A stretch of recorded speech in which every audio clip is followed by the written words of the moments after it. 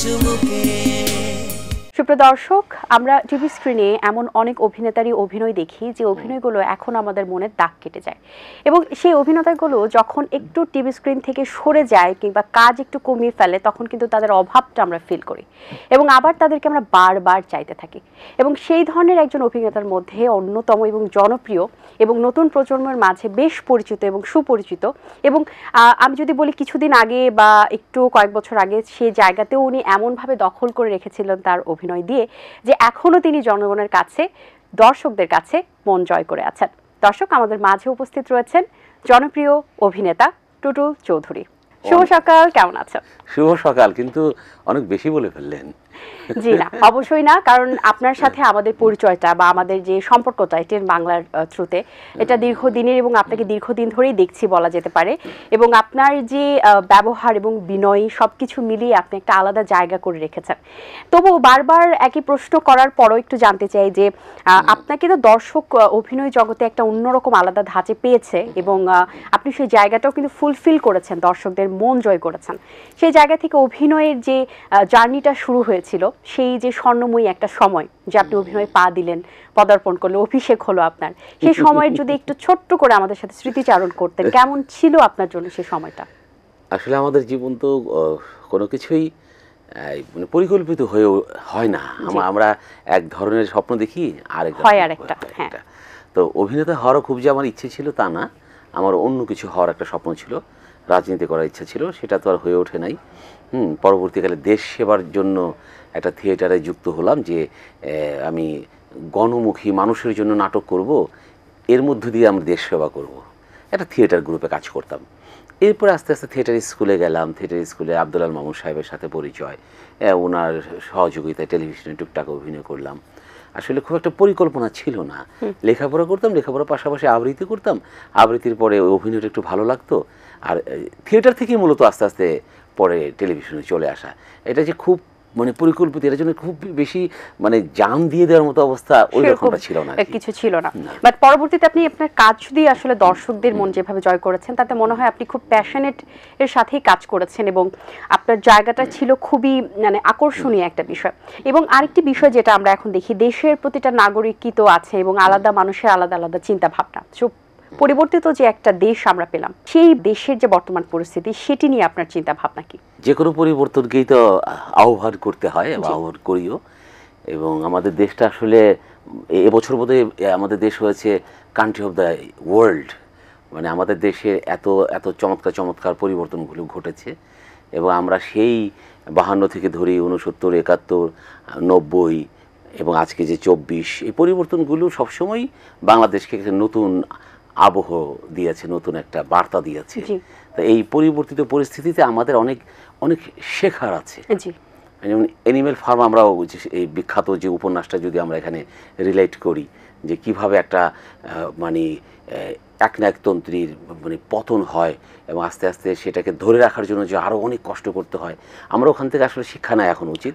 এবং এখান থেকেও আমাদের শিক্ষা নেওয়া উচিত যে আসলে পৃথিবীর কোনো কিছুই চিরস্থায়ী না। এবং সত্যিকার অর্থে মানুষের জন্য কিছু না করলে, মানুষকে ভালো না বাসলে আসলে শক্তি কাচের দেয়ালের মতো হয়ে যায়, শক্তিগুলো সবসময় খান খান হয়ে যায়। এবার একটু জানতে, সম্প্রতি কি কি কাজ নিয়ে এখন ব্যস্ততা চলছে, কোনো কাজ হাতে নিয়েছেন কিনা, আগামীতে কি কি কাজ পেতে চলেছে? হ্যাঁ, এখন তো টেলিভিশন বেস যে নাটকগুলো হয় সেটা তো আছে, এর বাইরে কিন্তু একটা বিরাট একটা অনলাইন মিডিয়া হয়ে গেছে। হ্যাঁ, ওটিটি হয়ে গেছে, এবং অনলাইন ইউটিউব চ্যানেলগুলো এখন অনেক বিগ বিগ বাজেটে কাজ করছে এবং ছবি বানাচ্ছে। তো আমি সম্প্রতি একটা ছবি করেছি, টেলিছবি করেছি। ছবিটার নাম হচ্ছে কোহিনূর চেয়ারম্যান। অলঙ্কার আর আমি অভিনয় করেছি। তো এটা ওই যে অনলাইনে যেরকম মানে দর্শক নন্দিত হওয়া, ধরেন যে 5 মিলিয়ন মানুষ দেখে ফেলেছে, 50 লক্ষ মানুষ দেখেছে, এবং এর যে একটা ফিডব্যাক, হ্যাঁ, টেলিভিশনে যেমন একবার প্রচার হয়ে যায়, কি ওয়ান চান্স দেখা হলে কি হলো না, কিন্তু ওখানে বারবার দেখার একটা সুযোগ আছে। দ্যাটস দর্শকের কাছে যাওয়ার একটা সুযোগ হয়েছে অনলাইনের মধ্য দিয়ে, এবং সেটা আমরা অনেক দিন কষ্ট করে পরিশ্রম করে করেছিলাম, এবং সেটা একটা ভালো আমি ফিডব্যাক পেয়েছি। হ্যাঁ, এই সম্প্রতি আরও দুটো কাজ হচ্ছে, ওই কাজগুলো নিয়ে আমি একটু ব্যস্ত, ওটার সাথে স্ক্রিপ্টিংও আমি যুক্ত আছি, এবং ভালোবাসা দিবসের জন্য একটা কাজ করছি। এটার নাম হচ্ছে ভালোবাসি যে, এই নামে নিয়াজুর রহমান, আরিফুর রহমান নিয়াজ এটার ডিরেকশন দেবে, ওটা নিয়ে আমরা এখন কাজ করছি। এরপর ঈদের জন্য বেশ কিছু কাজ আলোচনা হচ্ছে, ওগুলো নিয়ে প্ল্যান ট্যান চলছে আর কি। বাহ, বেশ ব্যস্ততা চলছে তাহলে। অবশ্যই আমরা আপনার আগামী কাজের জন্য অনেক বেশি আকাঙ্ক্ষায় থাকলাম, অনেক বেশি আমাদের প্রত্যাশা আপনার কাজ নিয়ে, যেহেতু আপনি একজন ভালো আর্টিস্ট এবং আপনি ভালো অভিনয় সবসময় দিয়ে এসেছেন।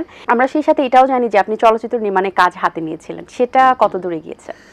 হ্যাঁ, এটা তো আমাদের এই দেশ পরিবর্তনের জন্য তো অনেক কিছু স্থবির হয়ে গেছে, আবার নতুন করে শুরু করার পরিকল্পনা শুরু হয়ে গেছে। আমরা একটা চলচ্চিত্র আমরা করেছিলাম আগামীকাল নামে, আরেকটা অনেকটা ঠিকঠাক হয়ে গেছে। স্ক্রিপ্টটা আমরা আবার এটাকে সাইজ করার জন্য, ঠিকঠাক করার জন্য আবার আমরা কলকাতায় পাঠিয়েছি, সেটা আবার আসছে। তো আশা করছি মানে 3 মাসের মধ্যে আমরা একটা নতুন চলচ্চিত্রের ঘোষণা দিয়ে কাজ শুরু করে দিতে পারবো। একটা সময় কিন্তু আমরা যদি বলি দর্শকদের ক্ষেত্রে একটা আকর্ষণ কাজ করতো টিভিতে দেখার জন্য, যে টিভিতে আসবে ও অমুক সময়ে, তো আমরা সবাই মিলে অধীর আগ্রহে বসে থাকি যে এই সময়টাতে আমরা এই সিনেমা বা নাটকটা দেখতে পারবো, একটা টাইম লিমিটেশন থাকতো। এখন তো ডে বাই ডে সবকিছু আপডেটেড, সো আমরা ইউটিউবে সবকিছু পেয়ে যাচ্ছি। তো এই ক্ষেত্রে কি আকর্ষণটা কমেছে কিনা দর্শকদের ক্ষেত্রে? চাহিদা আর যোগান অনেক বেশি বেড়ে গেছে। এক সময় যখন টেলিভিশন ছিল, বিটিভি ছিল, তারপরে এটিএন ছিল, চ্যানেল আই ছিল, তখন তো আমরা এগুলাই দেখতাম। আস্তে আস্তে 21 টিভি হলো, এভাবে অনেক কিন্তু ক্ষেত্র তৈরি হয়ে গেছে। কিন্তু মানে আশার বাণী হচ্ছে কাজের জায়গাও তৈরি হয়েছে।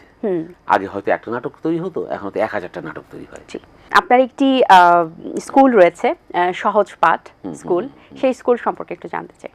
এটাও আমার একটা ছোটবেলায় স্বপ্ন ছিল। আমি যখন ছোটবেলায় স্কুল পালিয়েছিলাম, তখন আমার খুব ইচ্ছে ছিল যে আমি একটা স্কুল বানাবো।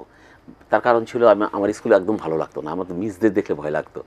ছোটবেলায় কিন্ডারগার্টেনে ভর্তি করেছিল, তখন থেকে আমি প্ল্যান করলাম যে আমি একটা ভালো লাগার স্কুল তৈরি করব, এবং যে স্কুলটা বাচ্চারা মানে পাগল হয়ে স্কুলে আসবে। আমরা যেমন স্কুল থেকে পালাতাম, আর ওরা বাড়ি পালিয়ে স্কুলে আসবে। এইরকম একটা স্বপ্ন থেকে আমি স্কুলটা করেছি। এবং আমি আসলে করে মাঝে মাঝে মানে ভুলই করে ফেলেছি, কারণ স্কুলটা করছি নিজের বাড়িতে, এবং আমরা 6 ভাই বোন, তো ওই সকলের হিস্সাগুলো আমি কিনে নিয়েছি। মানে আমার জীবনে এবং আমার ওয়াইফের জীবনে যা আয় টায় ছিল সব কিছু এই স্কুলে ইনভেস্ট করে ফেলেছি। নিজ উদ্যোগে করেছি। এবং এটা একটা আমি করতে চাচ্ছি, এটা একটা ফাউন্ডেশনের মতো বা ট্রাস্টের মতো হবে। এটা যাতে জনম জনম থেকে যায়, কোনো ব্যক্তি মালিকানা থাকবে না, তার সকল সম্পত্তিগুলো স্কুল আস্তে আস্তে চলে যাচ্ছে। এবং যেটা আমার লক্ষ্য ছিল যে রবীন্দ্রনাথের শান্তিনিকেতনের মতো এটাকে একটু ভিন্ন ধারায় বাচ্চাদেরকে পড়ানো, প্রকৃতির সাথে পরিচয় করিয়ে দেওয়া, ক্রিয়েটিভিটি কিভাবে অর্জন করা যায় এবং প্রকৃত শিক্ষাটা কি।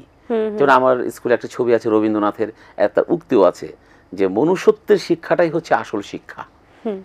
এই মনুষ্যত্বের শিক্ষা, এই মানুষ হওয়ার জন্য যে ক্রাইটেরিয়াগুলো, আমরা যেমন একটা স্লোগান দেই যে আমাদের স্কুলটা হচ্ছে আপনার সন্তানের মনের বাড়ি। এখানে আমরা 3টা মন্ত্র আছে আমাদের, যেমন সততা, বিনয়, দেশপ্রেম। আমরা সততার চর্চার জন্য অনেক গেমস করাই এবং বিনয়টা শেখাই। এখন তো বিনয়টা উঠে গেছে, এখন সবাই উগ্র হয়ে গেছে, মানে প্রতিবাদ প্রতিবাদ প্রতিবাদ কেমন জানি হয়ে গেছে। এখান থেকে বের করে বাচ্চাদেরকে বিনয়ী বানানো, যেমন জাপানিজটা খুব বিনয়ী হয়, চাইনিজটা খুব বিনয়ী হয়। আমি এটা বুঝেছিলাম যখন রবীন্দ্রনাথ যখন একবার চীনে গেল, তখন সে এসে বলল যে চীন নামক একটা দেশ আছে, যে দেশের মানুষগুলো মাথা নিচু করে রাখে আর শুধু কাজ করে, এবং তারাই একসময় পৃথিবী নিয়ন্ত্রণ করবে। এবং সত্যি তাই। এই জন্য বিনয়টাকে আমি যুক্ত করেছি, আর সবশেষে যুক্ত করেছি দেশপ্রেম। দেশটাকে ভালোবাসতে হবে। আমার জন্য বাচ্চাদের শেখাই যে তোমাদের কয়টা মা? সবাই বলে একটা মা। আমরা না, তোমাদের মা 2টা, আমাদের সবার মা 2টা। একটা তোমাদের নিজের মা, একটা হচ্ছে আমাদের দেশ, ওটা আমাদের মা। এইভাবে আমরা মানে খুব সহজীকরণভাবে বাচ্চাদেরকে দেশ, তার সততার সাথে, বিনয়ের সাথে পরিচয় করার চেষ্টা করি, এবং আমি অনেকটা সফল। এবং এখন এবছর তো দূর দূরান্ত থেকে অনেক বাচ্চারা আসছে, অনেক গার্ডিয়ানরা তার বাসা চেঞ্জ করে আমাদের স্কুলের পাশে বাসা নিচ্ছে, শুধু স্কুলে পড়ানোর জন্য। বাহ, চমৎকার। আপনার ইনস্ট্যান্ট যদি আমি বলি, একটা ডায়লগ কি আমাদেরকে দিবেন কোনো নাটকের থেকে বা অভিনয়ের একটা ছোট্ট সিকোয়েন্স, একটা যেটা একটু ফানি হতে পারে বা ইমোশনাল হতে পারে, যেটা আপনার আসলে সবসময় রক্তেই থেকে যায়? যেমন সম্প্রতি যে নাটকটা খুব ভালো দর্শক নন্দিত হয়েছে, হ্যাঁ, আমার মা অনেকগুলো ভুল করেছে।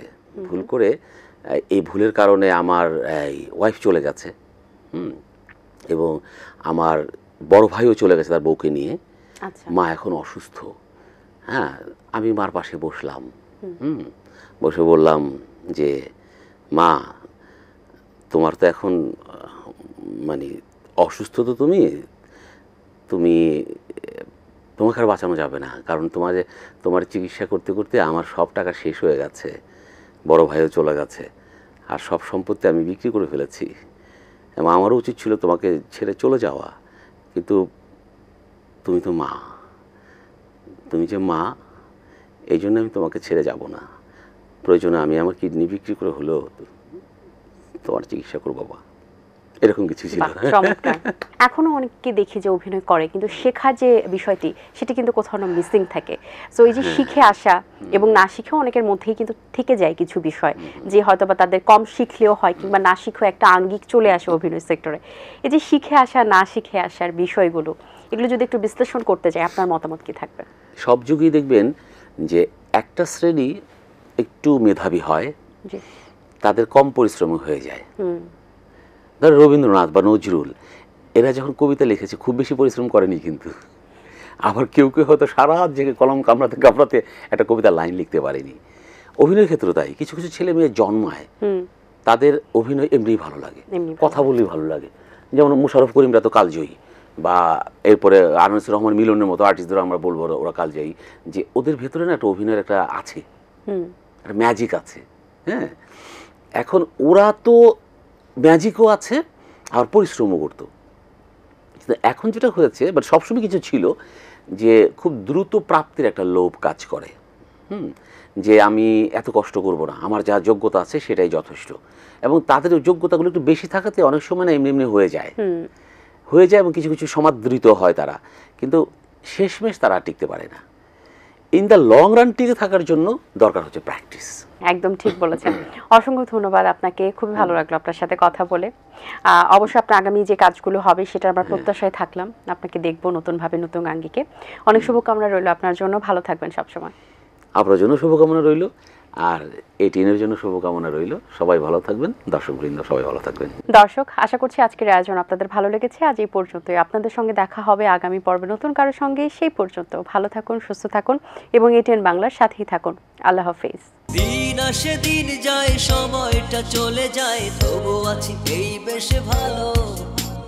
জীবনটা রঙময়, যেভাবেই হওয়া চাই, নয় কভু সাদা কালো। এই আশাতে স্বপ্ন ভাসে, সুখ হাসে চোখে মুখে, চায়ের চুমুকে।